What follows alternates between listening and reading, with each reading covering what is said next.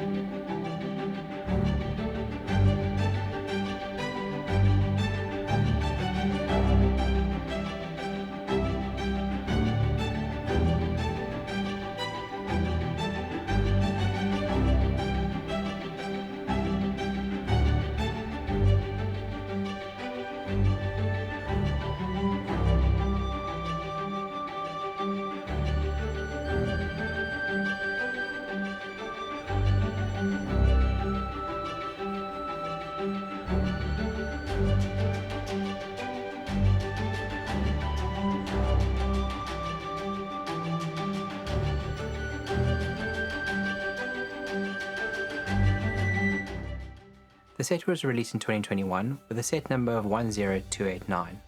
The piece count is 1173 and is age rated at 18+.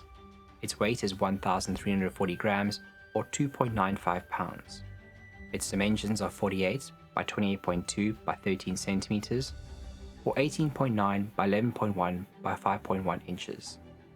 The RRP in British pounds is £89.99, 120 US dollars, 108 euro or 1,878 South African rand.